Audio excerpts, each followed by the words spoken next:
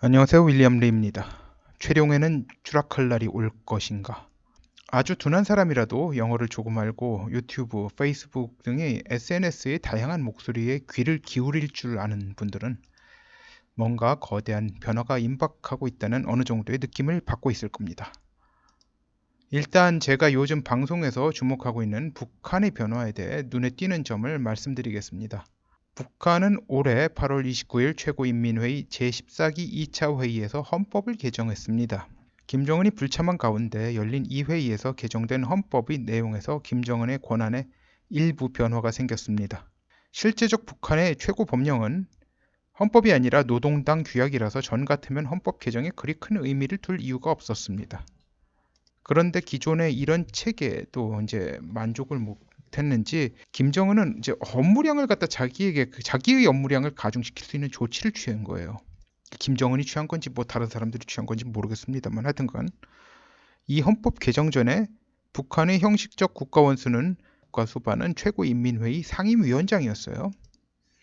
그러므로 북한과 외교 관계가 있는 국가들로부터 대사로 지명된 사람은 이제 이 사람에 대한 신임장을 제정받는 사람은 최고인민회의 상임위원장이었습니다.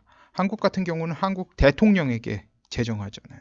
제정은 이제 증정한다 뭐 그런 거예요. 그러니까 평상시에는 잘 안 쓰이는 용어입니다만. 그런데 이번 8월 말에 헌법 개정으로 말미암아 김정은의 현 직책인 국무위원장이 형식적 국가 원수직까지, 형식적인 게 아니라 이제 완전히 이제 국가 원수직이라는 게 형식적 국가 원수직이라는 게 없어진 겁니다. 그냥 국가 원수가 된 겁니다. 그러니까 한국에서 대통령이 국가 원수하고 행정부 수반을 갖다 겸임하잖아요. 뭐 그런 식이 된 거죠, 뭐 기본적으로. 그러니까 헌법상 이런 신임장을 제정받는 객체가 국무위원장이 됐어요. 그런데 지금 현실이 어떠냐면요. 그 후에도 헌법에 개정됐는데 최고인민회의 상임위원장인 최룡해가 계속해서 신임장 제정을 받고 있어요. 신임장을 갖다 지금까지 2번 제정을 받았어요. 근데 그 신임장에는요, 제정하는 객체, 그러니까 제정받는 객체죠. 제정받는 객체가 국무위원장 김정은으로 명시되어 있어요. 이거 어떻게 된 건가 봅시다. 자, 이거는 조선중앙통신에서 이제 파온 겁니다. 이게 2019년 8월 29일 날 헌법이 개정됐죠. 그래서 그 이후에 이제 이건 신임장을 갖다 이제 이 키워드로 놓고 검색을 한 거예요. 조선중앙통신에서. 그러니까 이렇게 나옵니다. 10월 4일하고 이제 11월 13일 신임장을 갖다 여기는 제정이라고 하는 거 봉정이라고 받았네요. 봉정. 그런데 특명 정권대사라고 하는 건 그냥 대사예요. 예, 원래는 이제 이거 줄임말이에요. 그냥 대사라고 하는 거는 특명 정권대사입니다. 그냥 대사, 우리가 아는 엠베서더예요. 이 사람들이 신임장을 갖다 최룡해 동지? 응? 근데 이게요, 좀 약간 희한해요. 왜냐? 자, 읽어봅시다. 11월 13일 최룡해 동지에게 까따르 특명 정권대사 신임장을 봉정이라고 써 있는데요. 여긴 조선민주주의 인민공화국 국무위원회 위원장 김정은 동지께라고 돼 있잖아요. 그러니까 여기 쓴 거는 김정은에게라고 된 거예요. 김정은 국무위원장, 뭐 귀하, 뭐 그런 식으로 쓴 거예요. 받는 사람은 객체가 김정은으로 돼 있는 거예요. 근데 실질적으로 받은 사람은 최룡해가 받은 거예요. 왜냐? 여기서 보죠. 국무위원회 위원장 동지, 그러니까 김정은이 위임에 따라, 이거 위임했다는 거예요. 위임 받아가지고 이거 받는 권리를 갖다 이제 권한을 갖다 위임 받아서 최룡해가 받았다 이거예요. 자, 이게 무슨 의미냐? 그러니까 결국은 최고인민회의 상임위원장 자격으로 받은 건 아닙니다. 저기 국무위원회 제1부위원장 자격으로 받은 거예요. 자격으로, 그러니까 위임을 받은 거예요. 그러니까 김정일은 최고인민회 상임위원장을 갖다 형식적 국가수반으로 했어요. 자기는 뭐 이런 신임장 제정받는 거, 이런 번거로운 일들, 이거는 최고인민회의 상임위원장에게 넘긴다, 그런 의미였죠. 근데 이거 올해 8월 말에 헌법 개정으로 신임장 제정받는 객체를 국무위원장으로 만들고, 그 후에 이제 신임장 제정받는 사안이 2번 있었는데 2번 다 제1부위원장. 제1부위원장이니까 수석 부위원장으로 알면 됩니다. 그렇게 최룡에게 위임을 하는 형식으로 제정받게 했어요. 뭐 이게 그게 그거 아니냐라고 하는데요. 자, 국가수반으로서의 지위를 최룡에게 위임시킨다는 거예요. 자, 예전에 최고인민위원회 상임위원장이 형식적 국가수반인 때하고 달리 실제적인 국가원수직이 된 국무위원장이 직을 위임시킨다는 의미가 있는데요. 이제 과거 공산주의 국가 설례뿐만 아니라 심지어 왕조에서 이제 상왕이 되어서 제왕을 제어하는 입장이 되었을 때하고 비교해도 참으로 위태로운 상황이에요. 이제 예를 들자면 태종은 상왕이던 시절에 주상이던 세종의 처가를 요절냈죠. 이것과는 좀 상황이 다를 수도 있지만 도쿠가와 이에야스의 경우도 상왕격인 이제 오고쇼라고 하죠. 이제 쇼군에서 제1대 도쿠가와 막부의 제1대 쇼군으로 있다가 이제 오고쇼로 물러난 다음에 후계자인 쇼군 히데타다의 사위인 그러니까 도요토미 히데요리를 공격했어요. 그러니까 쇼군 히데타다는 도쿠가와 이에야스의 삼남입니다. 삼남. 히데타다의 경우에는 이제 처가 도요토미 히데요리의 생모하고 친자매간이었고요. 이 여자가 기가 센 걸로 유명했던지라 참으로 마음고생 많이 했죠. 일본 사극이나 그런 거 보면 많이 나옵니다. 이게 소재로 돼서 나오는 경우가 있어요. 그러니까 히데타다는 기가 센 아버지하고 기가 센 부인 사이에서 끼어가지고 마음고생을 많이 하는 사람으로 나오죠. 여기 둘 다라고 하는 건 태종하고 도쿠가와 이에야스예요. 둘 다 후계자가 비록 자기 친아들이었고 자기에게 대드는 모습을 보이지 않았음에도 둘 다 이제 뭐 영어로 하면 obedient죠. 말 잘 듣던 아들들이에요. 그런데요, 군사권을 놓지 않았고요. 그 아들들에게 뼈저린 고통을 받아들이는 걸 감수시켰습니다. 결국은 그 냉정한 권력의 피바람이라고 할까요? 네, 그런 거죠. 뭐 사극의 많은 소재가 됩니다. 사실 뭐 저기 도요토미 히데요리는 도쿠가와 이에야스 입장에서 보면 손주사위죠, 손주사위. 자기 손녀의 남편이니까. 그리고 도요토미 히데요리의 어머니가 바로 저기 자기 며느리의 언니였어요. 친언니. 그것도 이제 굉장히 어린 시절 부모를 잃고 불우하게 자라가지고 자매간이 정이 굉장히 좀 끈끈한 그런 자매. 그런데 하여튼간 자, 그리고 모택동은 문화 대혁명으로 자기에게 충성하던 이인자 인표의 권력이 너무 커지자 견제하려 했고 이에 불안을 느낀 인표는 쿠데타를 기도하다가 실패하고 소련으로 달아나다가 비행기가 이제 몽골에서 추락해서 사망했죠. 상황이 이러한데 원래 이제 소위 유일 체제에서 일어나기 힘든 김정은을 제외한 이인자에 대한 그러니까 이게 최룡에 대한 권력이 집중이 일어나고 있어요. 소련과 중국의 전례를 보면 2인자의 권력이 이 정도로 비대하게 되면 1인자로부터 강력한 견제가 들어오게 되는 게 보통입니다. 권력은 부자간에도 나누지 못한다고 하는데 이상한 일이 전혀 아니죠. 스탈린의 경우 자기에게 절대적으로 충성하며 대량 숙청에 앞장서던 예조프가 영향력이 너무 커진다고 누명을 뒤집어 씌워서 죽여버린 예도 있어요. 이게 그 사진이잖아요. 이게 무슨 하여튼 뭐 이게 그림인지 사진인지 모르겠지만 사진이래요. 뭐 이런 식으로 사진이 나오는지 모르겠습니다. 하여튼간 예조프를 이렇게 싹 지워버렸어요. 나중에 사진에서 다 빼버렸어요. 최소한 2인자를 견제할 수 있는 다른 장치를 만든다든지 하는 게 이제 당연한 건데요. 이건 오히려 2인자의 권한이 강화되는 방향으로 진전되고 있어요. 단순히 직위뿐만 그런 게 아닙니다.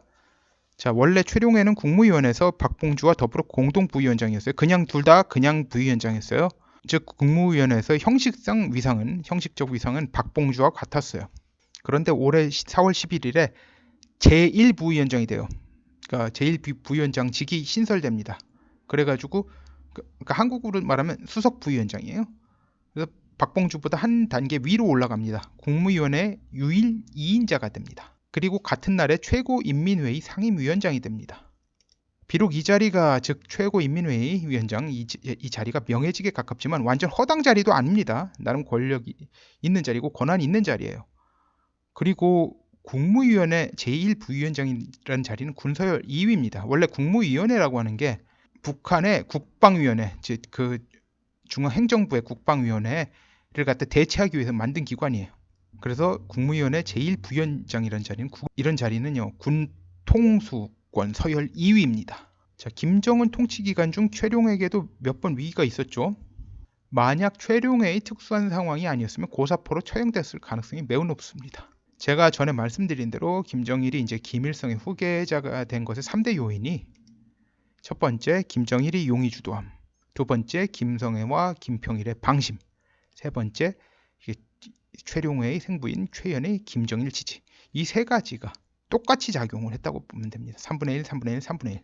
이게 완전히 그 김정일이 최씨 가문 사람들을 갖다 고맙게 생각하지 않을 수가 없어요. 그래서 이제 최현의 가문 사람들은 김정일에 의해 거의 뭐 준백두혈통 정도로 대접받도록 되었고요. 그 덕분에 이제 최현도 김정은의 멘토가 되었어요. 최룡해 개인은 상당히 타락한 인물입니다. 뭐 이 사람이 이제 왜 타락했냐, 뭐 그걸 갖다 사례를 갖다 이야기하자면 진짜 추잡한 얘기가 나올 그 상황이라서 뭐 19금 뭐 그 정도 이야기가 나옵니다. 뭐 그런 얘기가 굳이 여기서 할 필요는 없을 것 같고요. 뭐 그런 사람이지만 처세는 용이 주도하게 해왔고요. 그래서 이제 이 여건하고 자기 원래 여건하고 이 처세의 용이 주도함, 이 두 가지로 몇 번의 위기를 넘기고 지금 위치에 있는 거예요. 최룡해가 위기를 넘긴 과정을 자세히 설명하는 거 생략하겠는데요. 뭐 필요 없어서요. 이것까지 다 설명하면 너무 길어져요.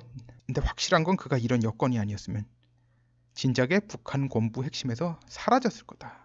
사라진다는 건요, 뭐 죽든지 비참하게 된다는 의미 역시 내포하는 거예요. 뭐 아니면 뭐 이거 아니더라도 그냥 뭐 저기 당서열이 그냥 쭉 떨어져도 막 추락하고 그래도요, 뭐 기본적으로 뭐 죽지 않아도 끈 떨어진 연신세 뭐 그런 거죠. 최룡해는 현재 직위에 오르기 직전에 이제 당 조직 지도부장을 역임했죠. 당 조직 지도부는 평소에 보이지 않다가 김씨 왕조를 위협하는 자가 있다, 그렇다고 포착되면 제거하는 임무를 맡은, 그러니까 명나라 시대의 동창에 비견할 수 있는 기관입니다. 김정은이 장성택을 제거할 당시 중추적 역할을 한 바가 있다고 하죠. 당시는 당 조직 지도부 부장이 공석이었고 제1부부장인 조연준이 실질적으로 부장 역할을 했습니다. 그리고 보면 조직 지도부에서 황병서의 존재가 최룡해를 견제하는 스토퍼의 역할을 내내 맡아서 했는데요. 황병서는 숙청까지는 아니지만 이제 권력에서 이미 소외된 상태가 되어서 특별한 계기가 없으면 재기가 안 되는 상황으로 보입니다. 당서열이 뭐 지금 현재 뭐 최소한 100위 밑으로 떨어진 상태다, 그렇게 보인다고 합니다. 이 북한 같은 경우는 뭐 이게 공산주의가 평등한 세상을 갖다 이루자고 하는데 1위부터 줄을 갖다 당서열을 갖다 줄을 세우는 시스템이에요. 자, 그리고 이게 당 조직 지도부가 이제 원래가 그림자 조직이라서 전면에 나서는 건 제한적인 경우에 한정됩니다만, 최근 상황을 보면 김정은이 집권한 2011년부터 지금까지 비교하면 이제 지금하고 비교하면요, 초기에는 정말 활발히 막 움직였죠. 뭐 장성택도 죽이고 뭐 정말 많이 죽였지 않습니까? 거기서 이제 당 조직 지도부가 많은 역할을 했는데요. 지금은 많이 조용해졌죠. 뭐 지금 특이할 만한 점은 이제 부부장 중 하나인 조용원이 김정은의 수행 횟수가 가장 많은 편이라는 겁니다. 부부장은 2인자까지는 아닙니다. 왜냐면 이제 제1부부장이 또 몇 명 있어요. 그래가지고 그리고 그 밑에 부부장 있고, 북한의 권력 구조에 대해 더 자세한 설명을 하자면 한편으로 모자랍니다. 지금 한국에 비해서 좀 많이 왔다 갔다 해 변화가 많습니다. 그러나 이제 그렇게 많은 편을 하면서까지 그 변천사까지 커버하면서 설명할 이유는 없다고 봅니다. 정리해 보겠습니다. 김정은은 집권 후 김정일이 세워놓은 권력 상호 견제 구조가 해체되는 상황을 촉진하던가 방관해 왔습니다. 그러면서 엄청나게 많은 사람들을 사용시켜서 북한 내부 인재 풀의 공동화가 초래됐습니다. 이 와중에 최룡해는 다른 고위 간부였으면 이미 저 세상에 이제 몇 번을 가도 갔을 상황에서 살아남아서 명실상부한 1인지상 만인지하의 직위에 있으면서요, 최룡해의 스토퍼의 역할을 맡았던 황병서가 권력의 핵심에서 완전 소외된 듯한 모습을 보이므로 김정은이 최룡해를 죽이기로 결정하는 상황이 아니면 그 누구도 앞장설 엄두를 낼 수가 없어요. 그런 상황입니다. 근데 그렇다고 이제 김정은이 죽이기로 결정한다고 해도 지금 정도 상황이면 김정은 이제 최룡해 죽이는 게 쉽지 않을 겁니다. 최대한 축약해서 여러분께 말씀드렸는데요. 설명을 이보다 더 짧게 하려고 했는데 되질 않나요? 그럼 이제 그런 식으로 너무 줄이면요, 너무나도 뜬금없는 내용들이 돼서요. 뭐 사실 이 정도 축약하는데도 알아듣기 힘든 분들이 있을 겁니다. 그런데 이제 너무 길면은 이게 뭐야 하고 헷갈리죠. 원래는 이거 축약을 하더라도 전문가가 훑어주면 최선인데요. 지금은 제대로 훑는 사람이 없습니다. 그리고 제가 이 정도를 갖다 이제 여러분께 말씀드린 거는 최소한 이제 이 정도는 기본적으로 알고 있어야지 상황에 대한 오판을 해서 잘못 나갈 확률이 최소화된다 봐서 이 정도 말씀드리는 거예요. 그래서 뭐 한국에 뭐 적화 통일이 된다 뭐 그런 얘기를 갖다 해가지고 사람들을 갖다 선동하려는 사람들이 있습니다. 이런 것에 대한 현실을 갖다 제대로 파악하고 있으면요, 그 사람들이 진짜 말을 하는지 참말을 하는지 거짓말을 하는지 여러분이 판단할 수가 있습니다. 제가 전문가가 아니라서 정리가 제대로 안 되었을 수도 있습니다. 이에 대해서 좀 제대로 된 설명하는 분들이 나왔으면 좋겠네요. 오늘은 여기까지 하겠습니다. 감사합니다.